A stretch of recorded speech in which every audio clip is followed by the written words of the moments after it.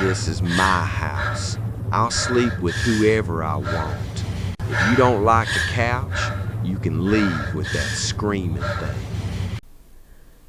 I just stood there in the doorway, with the hospital bracelet still on my wrist, and the car seat handle digging into my palm so hard it left marks. My stitches pulled tight every time I breathed after they cut me open to get our little girl out 3 days earlier, and the drive home on that bumpy county road had me sweating through my shirt, even though the air conditioning was blasting.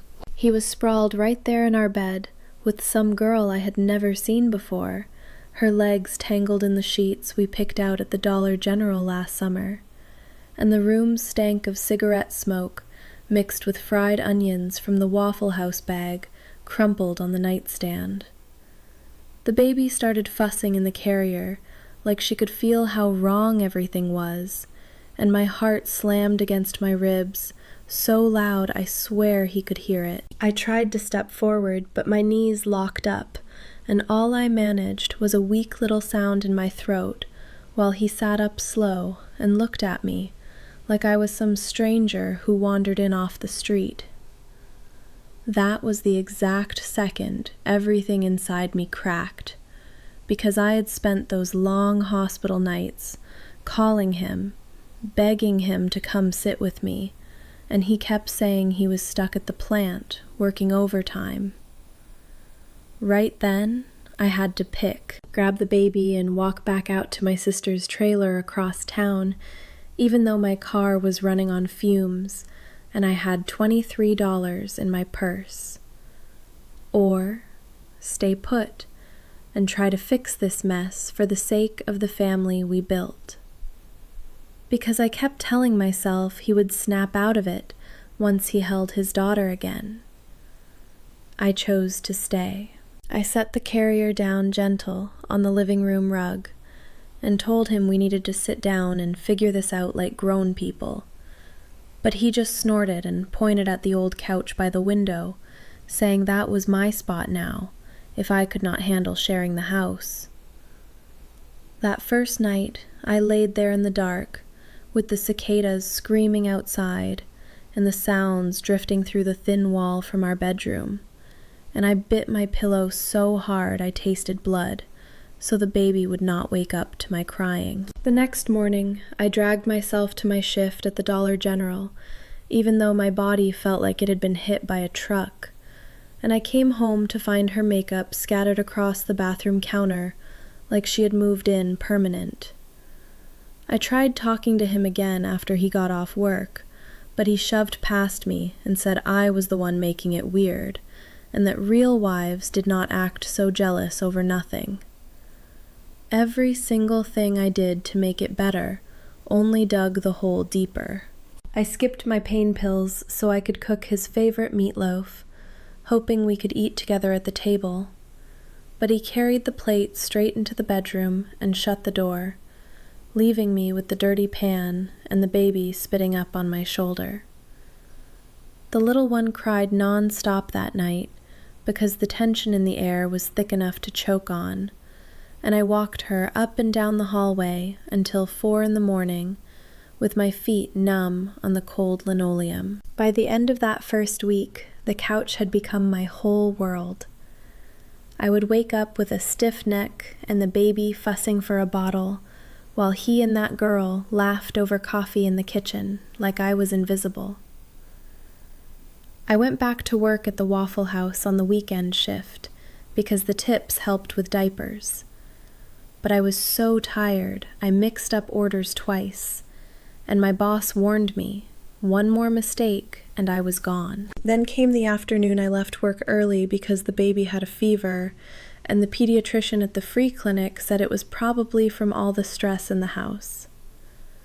I walked in to find him rocking her in the recliner, with the girl curled up beside them, like they were the perfect little family, and he looked up at me and said straight to my face that maybe I was not cut out to be a mother if I could not even keep the house calm. That hit me so hard I dropped the diaper bag and just stood there shaking, while the baby reached for me, but he would not let go of her. I felt my whole world shrinking down to that one moment, and I started wondering if he was right, and if I should just pack a bag and disappear before I ruined her life too. The pressure kept building every single day after that. The bills started piling up on the counter because he stopped putting money in the joint account, and the landlord left a note on the screen door saying rent was late again. I sold my wedding ring at the pawn shop on Main Street just to buy formula, and still came home to find them ordering takeout like nothing was wrong. I was at the lowest I had ever been one rainy night when the power flickered and the baby would not settle. I sat on the bathroom floor with her against my chest, rocking back and forth on the cold tile, while tears mixed with the sweat on my face, and I whispered to her that Mommy was going to figure this out, even though I had no idea how. That was when I spotted her phone charging on the counter, and a message lit up the screen from her best friend. It said she was only sticking around for the free roof, and that once she got what she needed from him, she would bounce with whatever cash she could squeeze out. My stomach dropped, because suddenly every piece clicked into place, and I realized the girl was playing him the same way he was playing me. The truth crashed over me like cold water. That whole time I was in the hospital pushing out our daughter, he had already decided the house was his, and the baby and I were just extra baggage he did not want slowing him down. For one short second when I showed him the message, it looked like I had the upper hand, because his face went pale, and he started yelling that I was spying. But then he twisted it back on me. He grabbed the phone and deleted the text right in front of me, and told me if I tried to use any of this against him, he would make sure the courts knew I was unstable and take the baby full time. That night I slept on the couch again, with her words echoing in my head, and I hit the absolute bottom, where I could not even cry anymore.